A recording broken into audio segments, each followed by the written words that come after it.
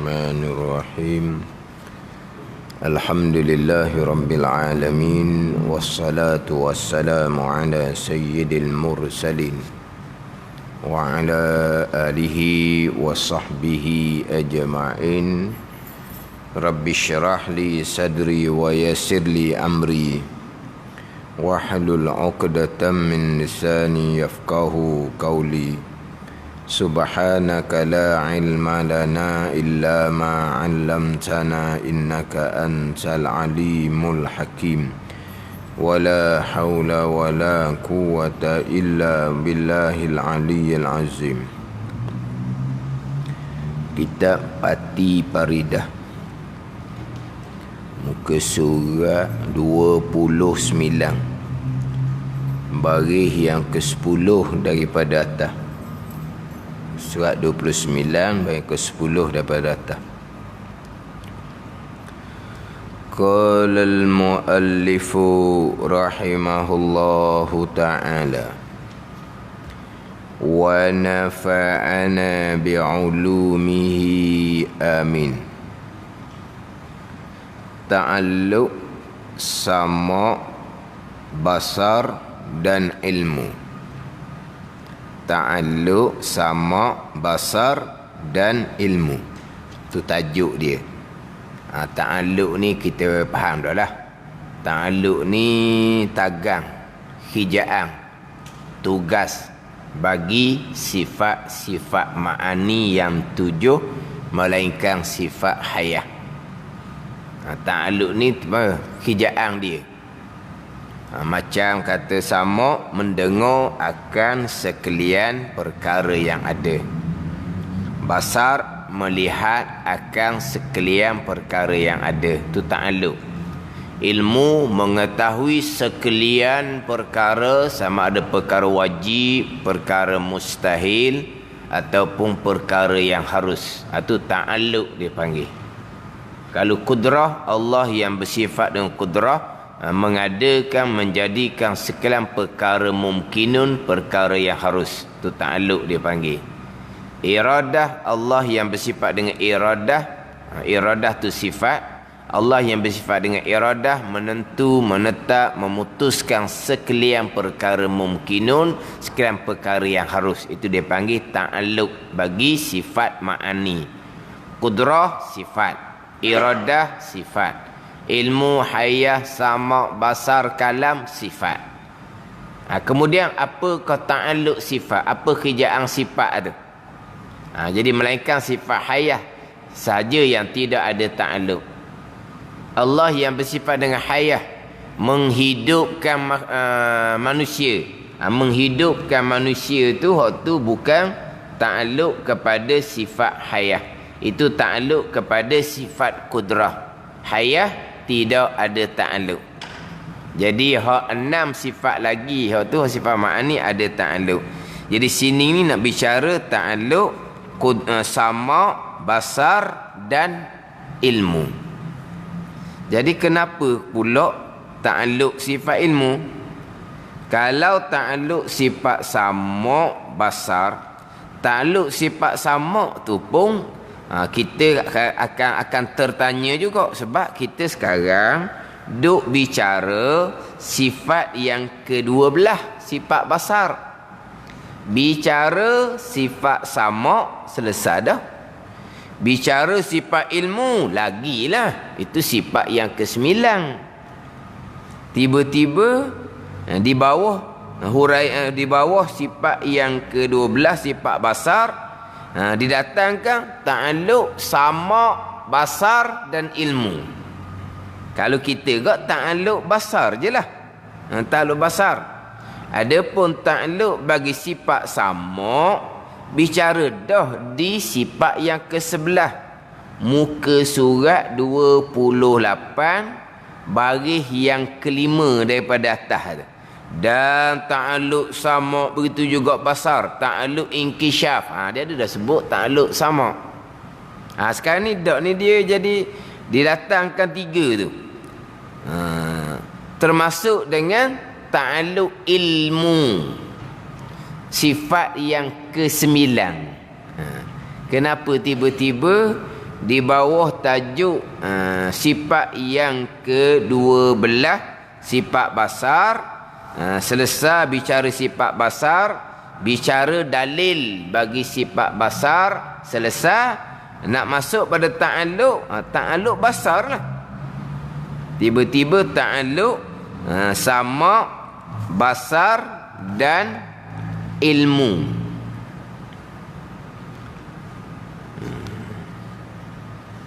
Kemudian di bawah tu pula,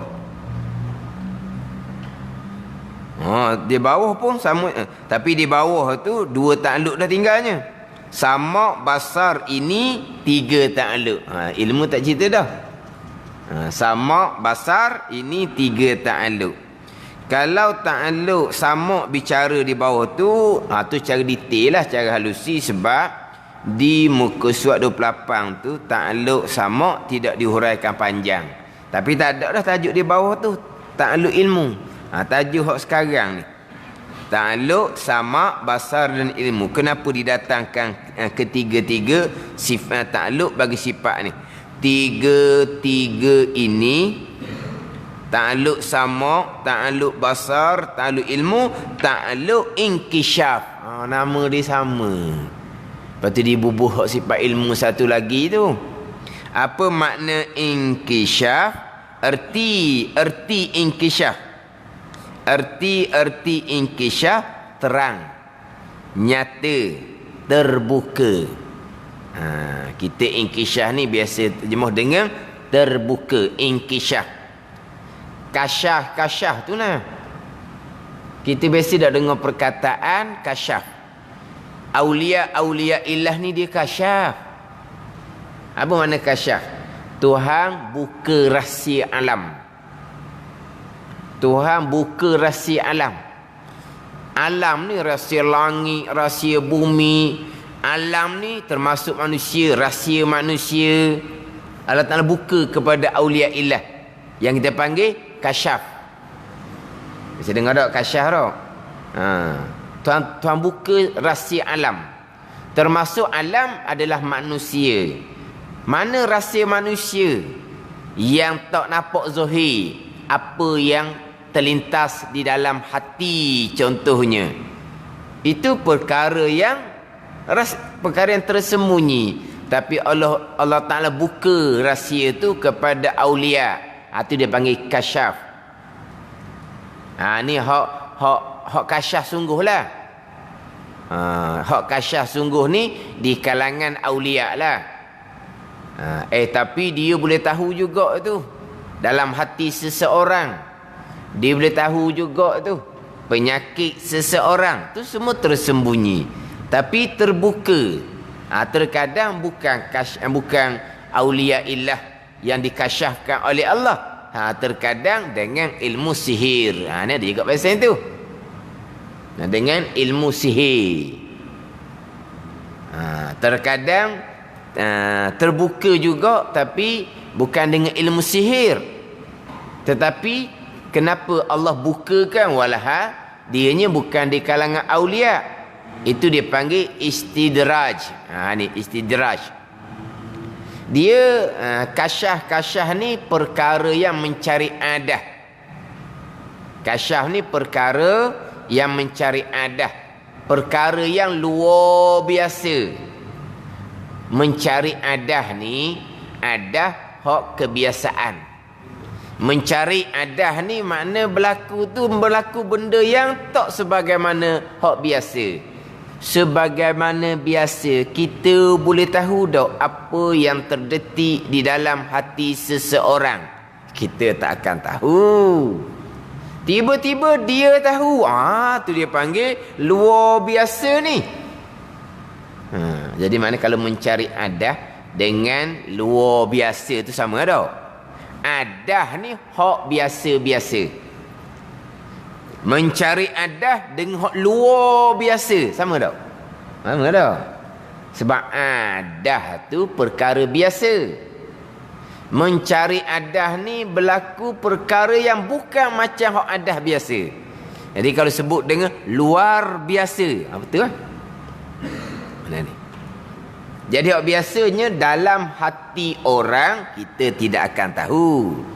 Tetapi tiba-tiba dia tahu. Itu dipanggil apa? Luar biasa. Itu terkadang kasyaf yang dikurniakan oleh Allah.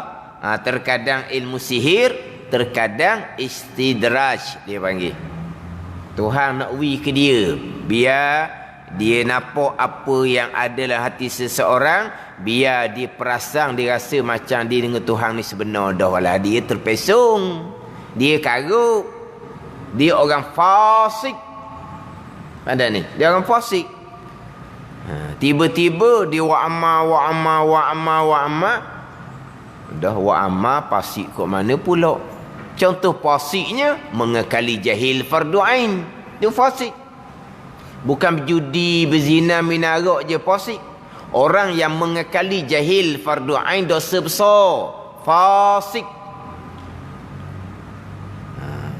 Akidah pula, akidah terpesong, itu lagi besar kefasikannya. Dia pun wa'amma, Tuhan tak terima. Tapi dia wa'amma cara dia, amal di hati dia nak jadi tok keramat. Tuhan pun berilah ke dia. Dia boleh nampak rahsia dalam hati orang. Oh, aku wali sungguh dah, aku dengan Tuhan sebenar dah. Padahal dia sesak daripada awal lagi dah. Apa Tuhan beri? Tuhan nak istidraj. Tuhan ambil sampai masa dimatikan neraka. Itu panggil istidraj. Ada ni. Tuhan beri, dia ni orang fasik. Macam kita kata ginilah, orang syirik, orang kafir, tapi Tuhan ke dia tu bagai-bagai kekayaan, bagai-bagai nikmat, sehat pula, segar, tak ada sebarang penyakit. Tuhan beri tu beri kasih ke? Istidraj. Ambil lah. Sampai mati ke? Kekal neraka selama-lama. Itu dia panggil istidraj. Tu tak ada sama dah tu. Benda mencari adah berlaku pada orang fasik dipanggil istidraj. Kita berlaku benda mencari adah, aulia lah tu. Jangan.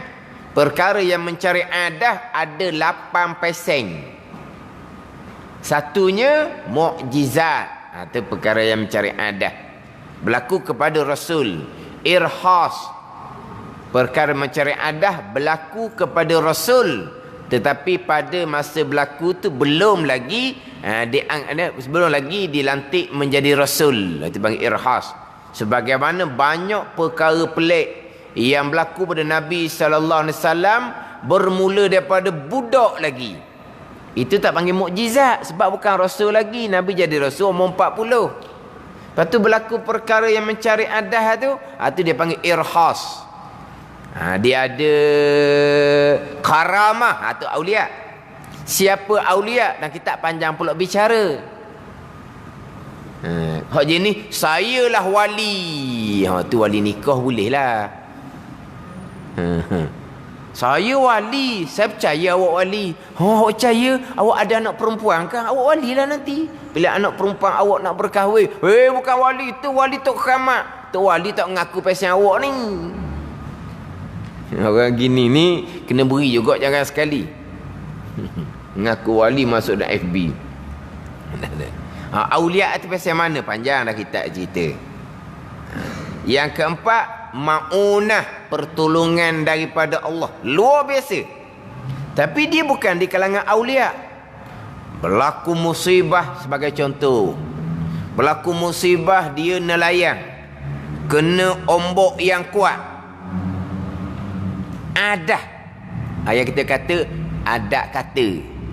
Adat kata tu adah lah. Adah juga tak ada dah lah. Tak ada dah. Dengar ribut sampai habis dah. Tiba-tiba macam ada pula angin lain tolak dia selamat. Dia panggil apa? Luar biasa. Adat kata juga tak ada dah. Tak selamat dah dianya. Dia pun tahu dah. Dia orang nelayan, dia tahu dah. Kalau kena pesen ni ribut, memang kalau tempuh ribut pesen ni, memanglah adat kata juga tak selamat lah. Tiba-tiba apabila dia terdesak seumpama tu, dia memohon kepada Allah Ta'ala, dengan hati yang bergantung sepenuhnya kepada Allah. Kalau duduk gitu tak ada dah hati nak gantung mana lagi. Tak ada dah. Dia gantung sepenuh, tiba-tiba Tuhan selamatkan dengan datang angin contohnya, tiba-tiba tertolak dia punya perahu dia ke kapal dia ke, sampailah ke tepi. Mari mana luar biasa ni. Dia aulia? Tidak. Dia bukan di kalangan aulia. Dia panggil maunah, pertolongan daripada Allah dengan berlakunya perkara luar biasa. Yang empat lagi tu hak sesak, sihir, kemudian istidraj, kemudian su'uzah, kemudian ihanah. Dia ada 8 nama perkara yang luar biasa mencari adah.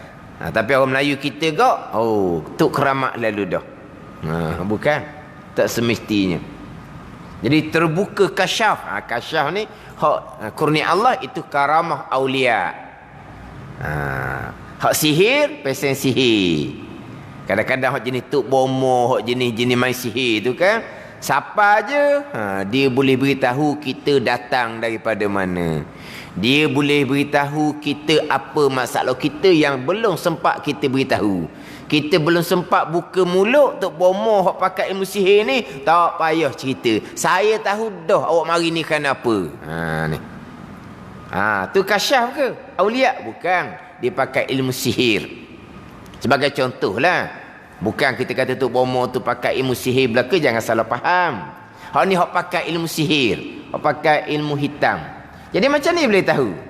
Itu dia panggil ni sihir, bukan kasyaf. Kasyaf ni Allah Ta'ala buka rahsia alam kepada aulia-aulia ilah. Tu kasyaf. Ni inkishaf, terbuka. Jadi kita sebut bab kasyaf tu sebab itu di antara perkataan yang biasa digunakan. Kita biasa dengar aulia-aulia Allah yang terdahulu yang sebenar, mereka kasyaf. Kita biasa dengar. Dan kita biasa dengar juga hak mengaku wali sekarang, dia kata dia kasyaf. Tu biasa dengar juga. Tapi dia tak ada ilmu sihir sebenarnya, tapi kenapa dia boleh tahu rahsia hati seseorang? Itu terkadang istidraj. Mari jumpa seseorang, saya tahu dah niat awak mari jumpa saya ni, awak nak uji saya, awak nak itu, awak nak ini. Kejutlah kawan tu. Hebat dia ni. Awak sebenarnya ada penyakit ni. Padahal tak pernah pun doktor beritahu penyakit dia tu. Ada ni. Balik pergi jumpa doktor sungguh, cek darah sepenuhnya, ada sungguh penyakit hak diberitahu tu. Kita pun wali dah. Padahal dia tertipu. Kita pun akan jadi tertipu. Kenapa dia cerita benda pelik-pelik di hadapan kita? Sebab dia nak suruh kita tu angkat dia. Tu tujuan dia. Tapi dia bukan sihir, tapi dia bukan aulia, dia bukan karamah, itu istidraj. Ada ni. Ni banyak cerita-cerita yang seumpama ni. Dia cerita kenapa? Kerana nak angkat diri, supaya dia angkat oleh orang lain. Dia konon-kononnya wali. Dia kata dia kasyaf. Ada ni. Macam-macam peseng lah ni. Seumpama ni. Jadi kasyaf sebenar tak aulia. Tu hak tertipu. Tapi betul hak dia kata tu. Mari tahu daripada mana? Hak tu semua datang daripada Allah Ta'ala belaka. Tapi dia tak ada ilmu sihir. Tak. Allah Ta'ala lakukan kepada orang seumpama orang fasik ni sebagai istidraj. Tapi kalau kita orang tak ada asas ni, kita pun akadlah dia sebagai ni orang wali sebenar, barulah kita nak pergi ngadak dengan dia sebab dia wali sebenar.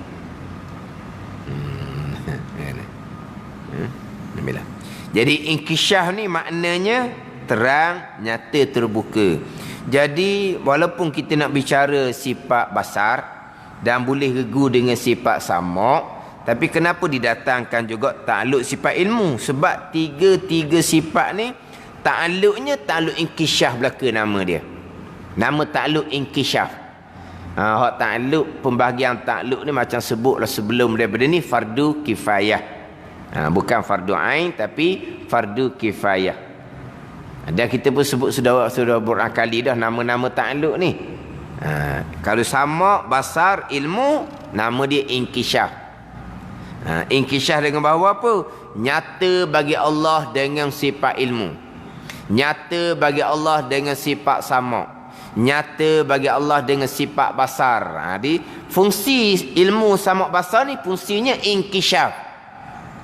Kalau fungsi kudrah, kudrah taksir, memberi bekas. Itu fungsi kudrah. Dipanggil ta'alluq, taksir, memberi bekas. Allah yang bersifat kudrah mengadakan barang yang tiada, meniadakan barang yang ada. Jadi wi bekas antara ada pada tiada, tiada kepada ada tu dipanggil taksir. Jadi kudrah, ta'alluq, taksir. Kemudian iradah pula, iradah fungsi ta'alluq dia adalah menentu, menetap, memutuskan. Dia panggil ta'alluq takhsis. Takhsis ni menentukan. Kalam pula, kalam ta'alluq dilalah. Fungsi sifat kalam ni menunjuk. Macam contoh, fungsi sifat kalam kita ni menunjuk apa kehendak kita. Kalau kita tidak ada sifat kalam, macam mana kita nak menunjuk apa perkara yang kita kehendak? Bolehlah dengan isyarat lah, menggunakan bahasa isyarat. Tapi maknanya dia dilalah kebiasaannya adalah mari daripada kalam. Jadi fungsi sifat kalam dilalah, menunjuk. Fungsi sifat kudrah taksir. Kalam tidak boleh bekas. Sifat kalam menunjuk akan perkara yang wajib. Mana? Qul huwallahu ahad. Ni kalam menunjuk atas perkara wajib. Allah esa. Contohnya. Itu kalam. Sebab tu kalau kita faham kalam ni ta'alluqnya adalah dilalah, menunjuk, bukan taksir, kita fahamlah ayat ni innama amruhu iza arada syai'an ay yaqula lahu kun fayakun. Di Yasin kita tu, ay yaqula lahu kun fayakun. Sesungguhnya apabila ni menghendaki oleh Allah Ta'ala pekerjaan Allah, bila Allah menghendaki, maka Allah pun berkata kun, kemudian fayakun, maka adalah perkara pekerjaan tersebut. Tuhan kata kun. Kun tu kalam. Kalam bukan taksir. Kalam tu dilalah menunjuk. Situ Tuhan buat dengan kun, nak menunjukkan bahawa segera Tuhan buat, seolah-olah macam Tuhan kata. Tapi bukan buat dengan kun. Kun tu kalam. Kalam bukan taksir. Kalam ta'alluqnya dilalah. Dan dilalah apa di situ? Menunjuk atas segeranya Allah Ta'ala mengadakan, seolah seperti Allah Ta'ala kata je. Tapi bukan Allah mengadakan dengan kun. Tu memang salah faham seumpama tu. Ni banyak ni orang duk cakap Allah buat dengan kun. Bukan. Allah buat, Allah mengada, Allah memberi bekas dengan sifat kudrah, bukan dengan sifat kalam. Itu kinayah sahaja tu. Nak cerita bahawa segeranya Allah Ta'ala mengadakan seperti Allah Ta'ala kata dengan kun. Tapi bukan Allah mengadakan dengan kun. Allah mengadakan dengan sifat kudrah. Ta'alluq kudrah, fungsi kudrah, taksir. Tu hak beri bekas, hak mengada. Faham tak ni? Ginilah kadang-kadang kita pun bercakap seumpama tu. Demo tak apa. Demo cakap aja jadi. Kan dia kata gitu kan? Demo cakap aja jadi selalu. Hebat. Dia bercakap jadi ya. Dok, ni dia orang ni orang orang yang berkenaan. Dia cakap, disebut je, ramah lalu dah orang kaki tangan mari buat segera. Kalau kita orang biasa cakap buih mulut, orang tak layan pun. Tapi kalau demo, kalau kamu bercakap, siap dulu. Jadi dia buat siap tu dengan bercakap ke? Dengan liu ke? Maksud dia macam mana? Kamu bercakap, siap. Kamu bercakap, jadi hijau lalu. Kita faham dia buat dengan perkataan. Dah. Bukan buat dengan perkataan. Sebab kalam dilalah menunjuk, bukan taksir. Tu fardu kifayah pun faham. Hak fardu kifayah ni baru kejap molek kitanya.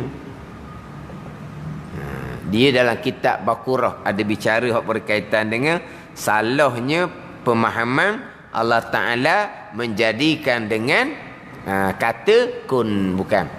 Allah menjadikan dengan kudrah. Kudrah lah taksir. Iradah takhsis. Kalam dilalah. Sama basar dan ilmu inkishaf.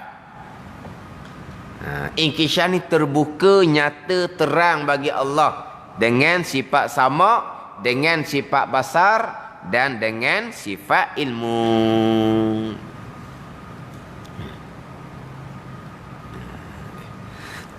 Dan wajib kita i'tiqad bahawasanya terang, nyata, terbuka pada tiga-tiga ini. Mana pada tiga-tiga ini? Terang, nyata, terbuka bagi Allah dengan sama. Terang, nyata, terbuka bagi Allah dengan basar. Terang, nyata, terbuka bagi Allah dengan sifat ilmu. Berlain-lain. Tak sama lah nama je inkishaf. Tak sama. Sama juga kita. Nyata sesuatu perkara melalui sifat sama. Kita dengar, nyata bagi kita dengan sifat sama. Tapi kalau kita tengok pula, nyata peseng lain pula. Ada ni. Kita tak dengar, kita tak tengok orang yang beri maklumat. Dengan maklumat orang begitu, nyata bagi kita dengan ilmu. Tapi sama tak dengan kita mendengar sendiri? Sama tak nyata tu dengan kita melihat sendiri? Tak sama. Sebab kita tidak mendengar pun, kita tidak melihat pun. Tapi dengan orang beritahu ni, nyata bagi kita dengan sifat ilmu. Tetapi terkadang hak dengan ilmu tu hak sebenar. Dengan pendengaran kita ni, kalau tak ada orang cerita apa-apa, kita salah faham kok lain pula. Dengan nyata bagi kita dengan penglihatan, tanpa ada orang yang beri maklumat, memang nyata dengan penglihatan kita. Tapi maklumat tak ada, terkadang hak nyata bagi kita tu tak sebenar. Kita tengok sepitah lalu je, kita tahu sebenarnya tu macam mana. Tengok tu. Tapi nyata ke tak dengan penglihatan? Nyata. Tapi walaupun tak dengar, tak lihat, tapi kita dapat maklumat yang secukupnya, nyata kita dengan ilmu. Makna kita pun tak sama juga. Nyata dengan sama, nyata juga.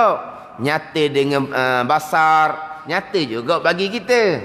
Nyata dengan ilmu, nyata juga bagi kita. Sama? Tak sama. Tapi panggil nyata belakalah. Ada pendengaran, nyatalah bagi kita. Ada penglihatan, nyatalah bagi kita. Ada ilmu pengetahuan, nyatalah bagi kita. Itu panggil apa tu? Inkishaf. Tu sahaja. Sebenarnya kalau kita kira balik, tak pelik pun. Inkishaf ni cuma perkataan inkishaf tu kita pelik. Sebab bahasa Arab. Ya, contohnya kalau kita kata ta'aluk fungsi kekuatan kita ni, menjadikanlah fungsi kita. Buat tu, buat ni, buat tu, buat ni. Mari mana tu? Mari daripada ni, tenaga yang ada di kita. Tu taksir dia panggil. Tapi sebelum kita nak mengadakan apa-apa, kita ada kehendak. Kita pun menentu, menetap, menyusun, merancang. Tu kehendak. Tu bahagian iradah takhsis. Hanya kita sandar kepada kita lah zahirnya. Tapi hakikinya apa yang kita perlakukan, apa yang kita kehendak, tentu tetap semuanya qada dan qadar Allah Subhanahu wa taala. Tapi kalau kita cerita gak apa fungsi kudrah kita ni? Taksir lah. Mengadakan. Iradah kita takhsis, menentu, menetapkan. Itu nama ta'alluq tu lah. Tapi dengan sama basar ilmu, tu dipanggil apa? Inkishaf, nyata. Tapi nyata berlainan. Hak ni hak kita i'tikad, hak nyata bagi Allah. Tapi bagi kita pun lebih kurang berlainan juga. Berlainan juga. Iaitu terang. Mendengar dengan sifat pendengar, sifat sama. Dan terang basar, terang melihat dengan sifat penlihat, sifat basar. Dan terang ilmu, terang mengetahui ni dengan sifat ilmu, sifat pengetahuan. Maknanya hak kata terang, hak dengan sifat sama, terang. Hak dengan sifat sama, hak basar, hak kalam berlainan. Yang sama adalah nama inkishaf. Ni sini ada ni. Adapun ta'alluq kalam, ta'alluq dilalah. Ta'alluq dilalah. Namanya erti menunjuk. Menunjuk akan kita, akan maksud yang difirmankan oleh Allah Subhanahu wa taala. Mari daripada mana? Mari daripada sifat kalam Allah Subhanahu wa taala. Itu dilalah. Itu nama kepada ta'alluq sifat kalam. Adapun hak kudrah iradah, dibicara dah ke dahulu hak kudrah iradah. Dibicara dah hak kudrah dengan iradah. Ta'alluq kudrah, ta'alluq iradah. Tapi hak nama ta'alluq di bawah bicara ta'alluq iradah. Hak di muka surat 20. Muka surat 20 baris yang kelima daripada bawah. Tajuk dia ta'alluq iradah. Dan ta'alluq iradah ini seperti ta'alluq ilmu dahulu juga, ta'alluq kudrah dahulu juga, iaitu ta'alluq pada tiap-tiap mungkin. Hak tu hak muta'allaq tepat dia ta'alluq tu pula perkara-perkara yang harus. Tetapi ta'alluq kudrah itu ta'alluq mengada, orang di bahasa Melayu. Jadi bukan, kalau kita bukan ta'alluq mengada, ta'alluq taksir. Ta'alluq tu kan bahasa Arab. Tapi sini ta'alluq mengada. Jadi bunyi canggung sikit lah. Kalau sama basar kalam inkishaf, sama basar ilmu ta'alluqnya inkishaf kut bahasa Arab, kalam ta'alluq didalah kut bahasa Arab, kudrah ta'alluq taksir, maknanya mengada. Dan ta'alluq iradah ini ta'alluq menentu, Melayu juga. Ta'alluq takhsis. Jadi ada dah ni dalam kitab kita ni. Kudrah dan iradah. Kudrah taksir mengada, iradah takhsis menentu, nama ta'alluq dia. Ada ni. Kemudian apakah yang kudrah iradah ta'alluq? Perkara-perkara yang harus jua. Perkara wajib, perkara mustahil tidak berkait dengan ta'alluq kudrah iradah Allah. Kemudian sama basar terdahulu bertakluk kepada perkara yang ada, bertakluk pada maujudat, perkara yang ada, sama ada tu yang wajib zat Allah dan sifat Allah, ataupun ada yang harus zat kita dan sifat kita. Allah melihat dan mendengar akan sekalian perkara yang ada. Kemudian ilmu dan kalam, dia bertakluk kepada sekalian yang wajib. Ilmu kalam bertakluk zat Allah dan sifat Allah. Ilmu mengetahui akan zat Allah, ilmu mengetahui akan sifat-sifat kesempurnaan bagi Allah. Kalam pun menceritakan berkaitan dengan Allah dan berkaitan dengan sifat-sifat Allah. Kalam pun cerita juga. Kemudian ilmu kalam ni bertakluk pada perkara yang mustahil. Mana? Ilmu mengetahui perkara yang mustahil. Mana perkara mustahil ilmu tahu? Tuhan yang kedua mustahil. Tak ada. Ilmu tahu, tak ada. Lepas tu kalau hak kalam pula, mana dia duk sebut perkara mustahil?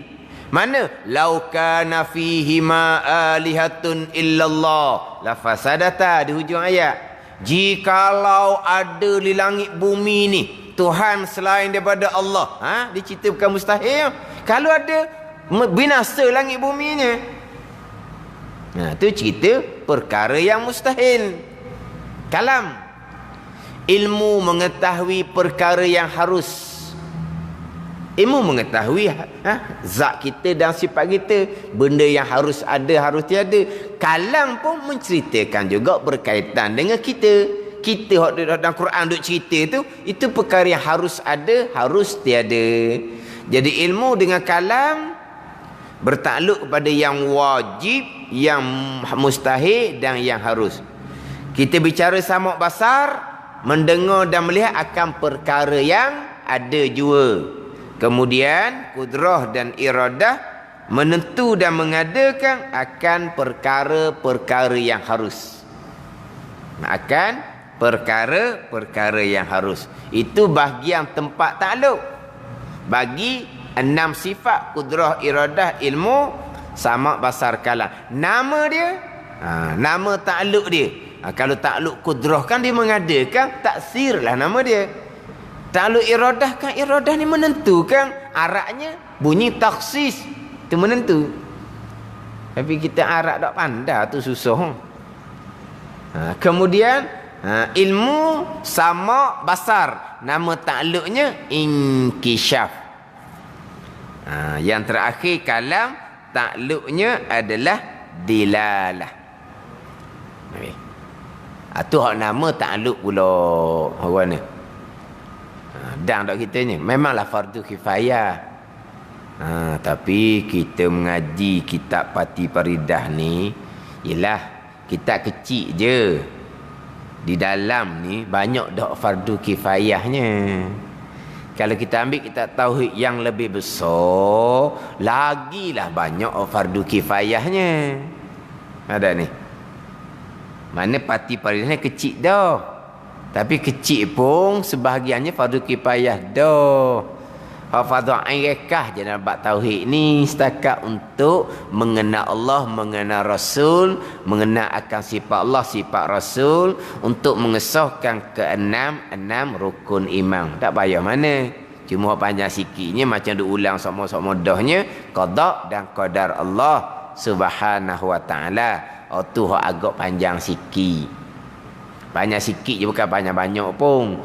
Jadi panjang banyak tu kerana ulang-ulang. Tu jadi panjang banyak tu. Bendanya benda tulis je, benda sama je.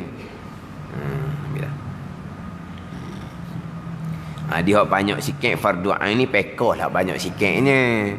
Bicara semayang panjang lebar pekoh ni.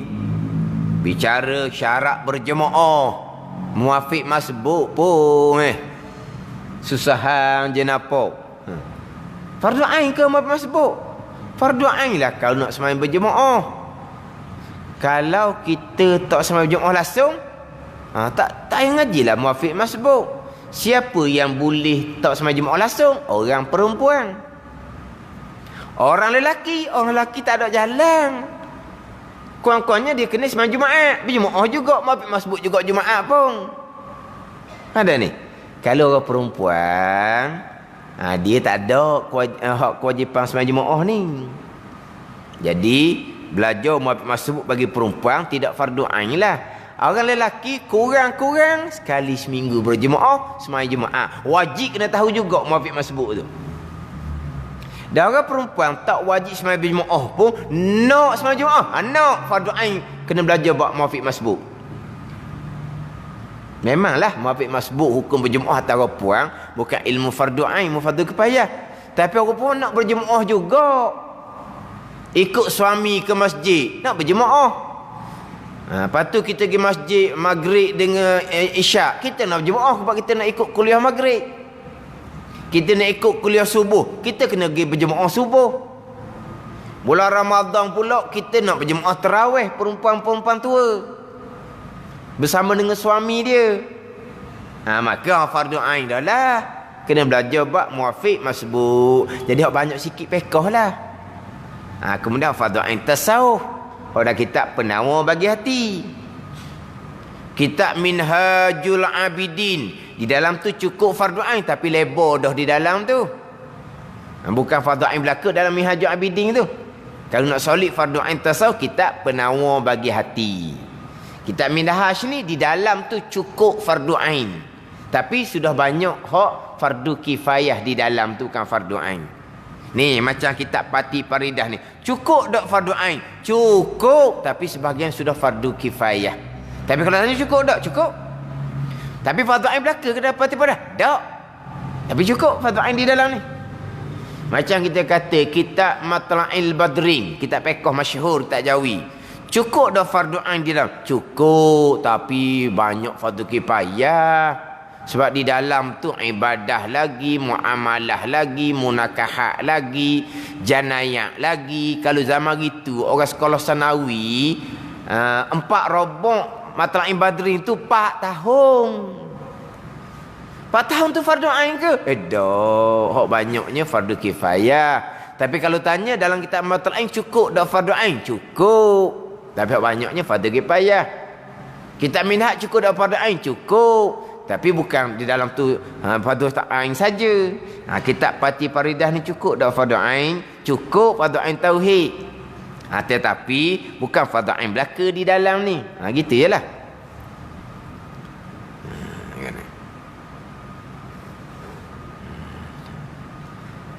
Lepas tu orang ni hak banyak belajarnya pekoh lah. Pekoh ni panjang. Taharah lagi, rukun semayang, syarat bagi rukun lagi. Orang lelaki pula kena belajar pula bab syarat Jumaat apa semua. Kena belajar belaka. Kemudian kita nak sembah jenazah pula, kena tahu juga dia punya rukun sembah jenazah. Kita sembah jenazah ni pula nak berjemaah. Kena belajar pula jenazah hak berjemaah muafiq masbuknya macam mana. Jenazah pun ada muafiq masbuk. Adalah, apa tak adanya. Bukan semalam waktu je muafiq masbuk. Kita berjemaah sembah jenazah, ada muafiq masbuk juga. Dok reti muafiq masbuk, sembah jenazah lambat masuk. Ketika takbir yang pertama makmum ni, tu imam sudah takbir yang kedua. Imam beri salam, dia beri salam juga. Mana jadi tu? Ni abang kita reti muafiq masbuk ni. Dia mari ikut imam jenazah, tapi imam tu takbir yang pertama selesai dah. Takbir untuk rukun Fatihah selesai dah. Takbir yang kedua untuk rukun selawat. Dia baru masuk Allahu Akbar. Maknanya imam takbir yang kedua, dia takbir yang pertama lah. Sebab dia ni lewat satu takbir. Tiba-tiba imam beri salam selepas takbir yang keempat, dia pun beri salam juga. Apa maksud dia tu? Apa maksud dia? Kalau dia sembah jenazah 3 takbir, macam kata zuhur 4 rakaat sembah 3 rakaat lah, boleh ke tak? Tak boleh lah, sebab 4 takbir tu rukun sembah jenazah. Rukun jenazah kalau kita kata macam sembahyang zuhur 4 rakaat tu lah. Kalau sembahyang 3 mana sah? Dia takbir 4 kali juga. 4 kali macam mana? Tadi dia mari lambat setakbir. Dia kejar dalam tu. Jadi pesaning lah. Kita ikut tek imam. Tek imam rakaat kedua zuhur. Tapi bila tu imam beri salam rakaat keempat, dia beri salam juga. Kenapa kamu ikut imam rakaat kedua? Imam beri salam, kenapa kamu beri salam? Saya kejar tu imam dalam tu dulu biar jadi cukup rakaat. Boleh tak main zuhur gitu? Tak boleh. Macam nazar tak boleh juga. Faham tak ni? Tak ada orang buat main zuhur gini. Ada. Dia mari ikut imam rakaat kedua, dia pun Allahu Akbar. Tiba-tiba imam cukup 4 rakaat beri salam, dia pun beri salam juga. Orang tanya dia, kamu bukan lambat serakaat tadi kan? Kenapa imam takbir habis salam kamu habis salam? Lambat serakaat pun saya pandai. Masa saya ikut imam saya kejar. Siapa ke? Sama dengan imam. Barulah saya seiring, imam habis salam saya habis salam. Sah tak main zuhur gitu? Tak juga. Sama dengan jenazah. Tu mana apa tu? Tak reti masbuk tu panggil. Jenazah. Kena belajar belaka tu. Orang lelaki lah orang lelaki. Kena belajar. Ni sungguh ni saya pernah. Jadi semua jenazah tu waktu duha pagi. Jadi kuliah tu memang orang ramai. Mana ribuan ni kuliah besar. Kuliah besar. Jadi jenazah tu dia masuk dalam lepas habis kuliah lah. Masuk dalam. Mana kita kata kok bertuah lah. Sebab ramai orang akan semayang. Tiba-tiba bila nak jenazah pakat lari keluar belaka. Ramai hok dalam masjid tu tinggal tak sapa separuh kali. Kenapa tak sembahyang jenazah? Wuduk tidak ada. Kita nak belajar sunat ada wuduk. Mungkinlah wuduk dia ada mula-mula tadi, kemudian terbatal ketika kuliah mungkin. Tapi takkan terbatal seramai tu. Maknanya kita kira bertuah lah. Sebab ramai orang sembahyang jenazah dia, tak jadi juga. Tak ramai mana hak sembahyang jenazahnya. Ada ni. Jadi kita ni mana ni? Penting diri dah. Malah sembahyang jenazah dak orang ke dia, kita tak kenal pun dia. Ni pasal kita ni, penting diri dia panggil. Nanti kalau kita pesen tu sampai masa kita mati, Tuhan akan balas kepada kita sama juga. Orang lain pula akan beranggapan aku main jenazah apa ke dia, aku tak kenal pun dia. Pada ni kama sadin tudang Nabi kata, sebagaimana kita berlaku kepada orang, Allah Taala akan balas kepada kita perkara yang sama. Apa panggil apa? Hukum karma. Hukum karma panggil.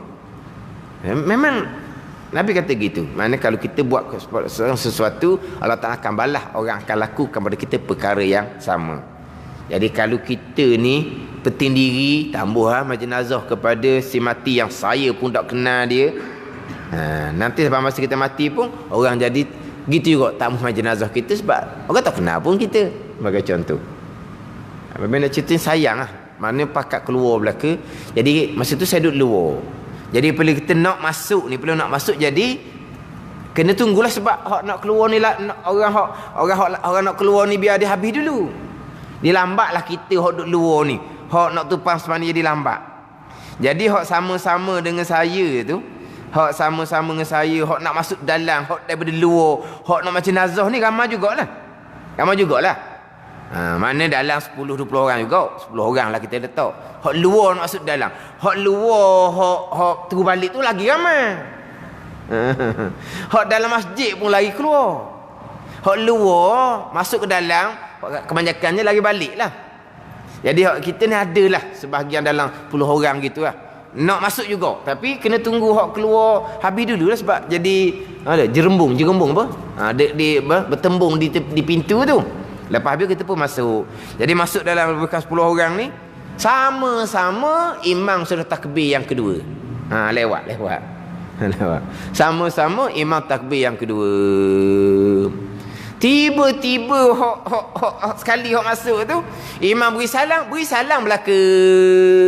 Tak ada takbir yang keempat. Jadi macam mana tu? 3 takbir tidak sah, sebab rukunnya 4 takbir. Dia kejar di dalam tu. Kejar pun tak sah. Dia kena jaga hak muafiq masbuk, kena jaga, tak boleh mendahului imam apa semua. Kan? Atau nak semayang dah tu, hak duduk luar tu, tapi tak ngaji bab muafiq masbuk macam jenazah. Padahal payah apanya. Tu imam takbir selawat. Baik takbir kedua dah, kita takbir pertama Fatihah lah. Sekejap dia takbir yang ketiga, masbuk lah kitanya. Tak sesudah Fatihah, kita pun takbir yang kedua baca selawat. Takbir pertama tadi kita untuk baca Fatihah, tapi Datuk Imam takbir dianya takbir yang kedua untuk baca selawat. Masa kita takbir yang pertama tu, Datuk Imam takbir kedua lama dah juga. Lepas tu selawat dengan Fatihah ni pula memanglah panjang Fatihah. Kemudian kita takbir yang pertama ni, imam takbir kedua tu lama dah. Takbir yang pertama baca Fatihah 2-3 ayat, imam takbir yang ketiga. Kita pun takbir yang kedua. Masbuklah kita tu. Yang dah sudahlah Fatihah. Kita sudah Fatihah, imam takbir yang keempat, kita belum takbir yang kedua, batal sembahyang. Dan kita masbuk kan? Imam sekarang faham tak ni? Imam, tapi kalau imam takbir pertama, kita takbir pertama pun boleh jadi masbuk juga. Macam mana? Imam takbir pertama lama dah, separuh Fatihah dah, kita barulah masuk sah. Dia pun Allahu Akbar. Kejap imam pun takbir yang kedua. Masbuk kita tu, kita ikut imam takbir kedua. Bagi Fatihah ditanggung oleh imam. Ada ni. Sebab kalau kita tidak takbir segera mengikut imam, imam takbir je hok selagi selepas tu. Batas jenazah kita. Sekarang imam takbir, kita sedang baca Fatihah. Tak apa lagi lah. Tapi sebab tu kita takbir segera sebab kita masbuk. Imam sesal dah ni, takbir pula selagi. Kita duduk baca Fatihah lagi. Batas sembahyang. Kena belajar lah tu. Ni orang lelaki lah ni. Ni fardu ain belaka ni. Ada kitab Wisyahul Afrah. Kitab Jawi hak nipis. Hak saya baca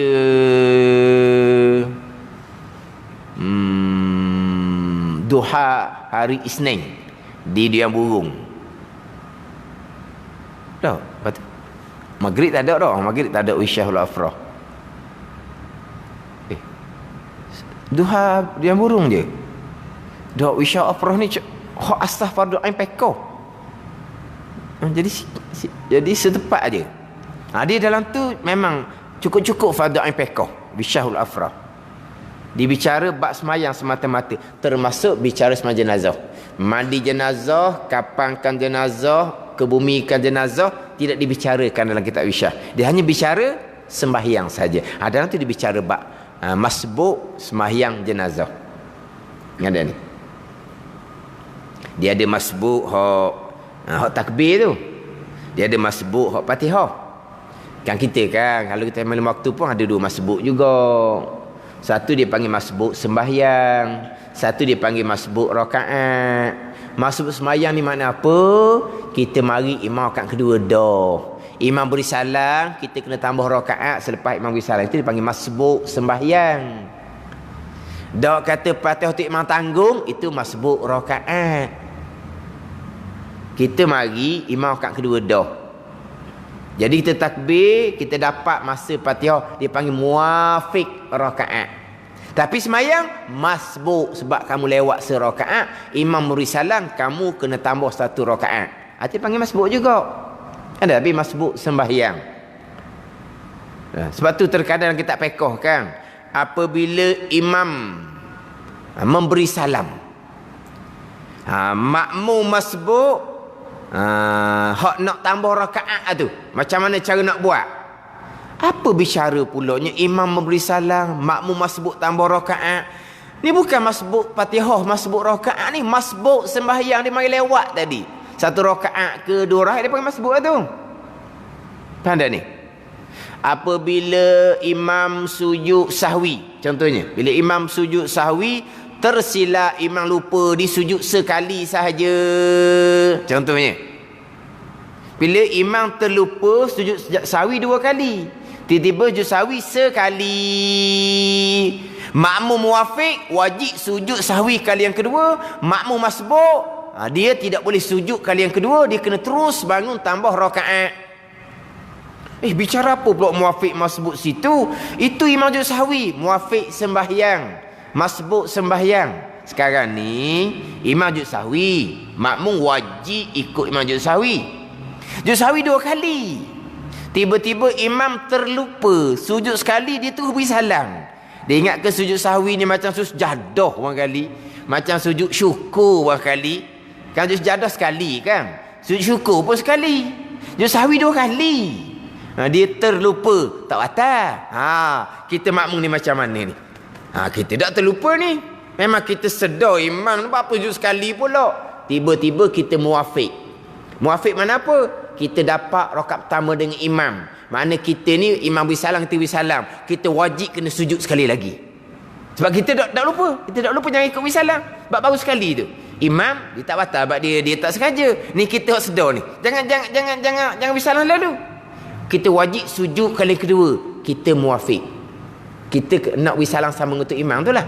Adapun kalau kita masbuk, kita kurang 1 rakaat, kurang 2 rakaat, kita sujud sahwi ni kan ikut tu imam je, bukan tempat kita sebenarnya. Sebab sujud sahwi ni sebelum salam, kita tak salam lagi, kita kena tambah rakaat. Kalau tu imam sujud sekali je sahwi, masbuk wajib kena sujud sekali juga, kena bangun tambah rakaat. Jangan sujud yang kedua masbuk ni. Kalau masbuk ni sujud yang kedua, batal sembahyang. Sebab apa? Sebab sujud sahwi bukan tempat bagi makmum masbuk. Sebab masbuk ni nak tambah rakaat. Sujud sahwinya sebelum salam.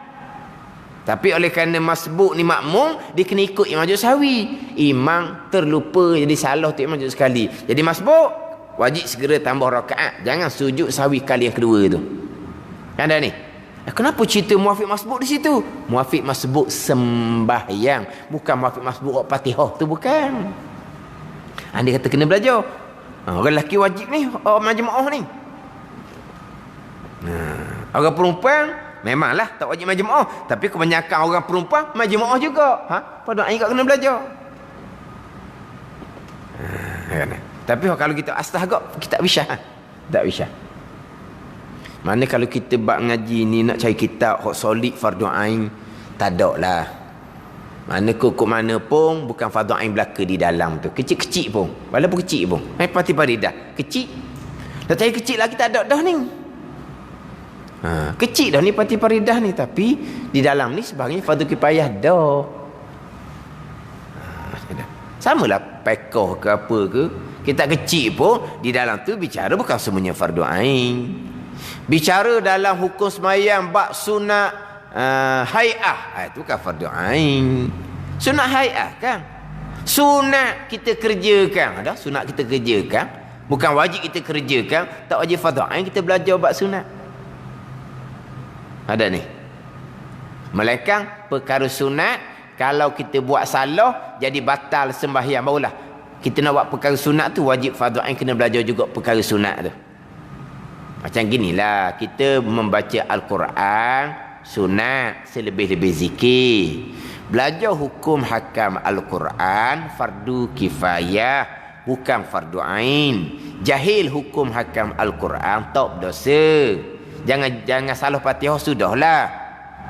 Pada ni. Jadi membaca Al-Quran sunat, mempelajari hukum hakam Al-Quran fardu kifayah. Tapi membaca Al-Quran ni selebih-lebih zikir. Kita pun nak baca Al-Quran selebih zikir. Wajib fardu ain kita belajar hukum hakam Quran. Dia gitu.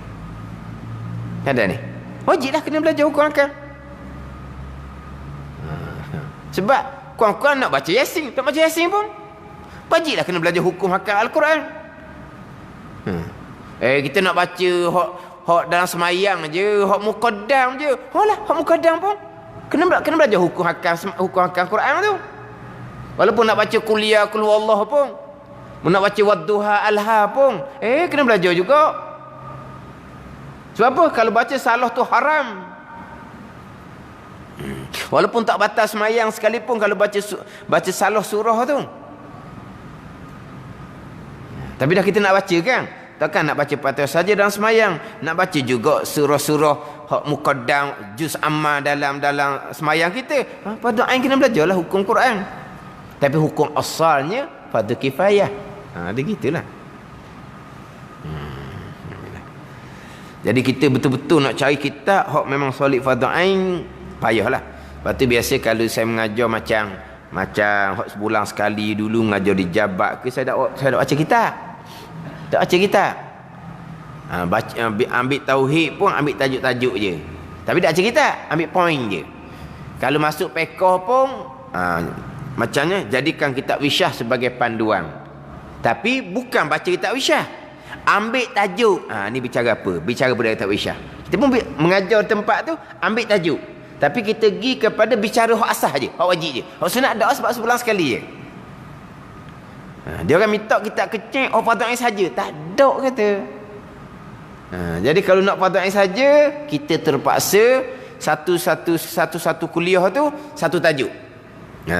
Satulah tu tajuk. Macam contohnya satu kuliah bicara tajuk Islam, iman, ihsan. Dulu. Kemudian bicara tajuk rukun Islam khusus je. Bukan baca kitab ni, ambil tajuk gitu je. Masuk peka. Mula-mula bicara taharah, kita ambil tajuk air lah dulu. Bicara tajuk air.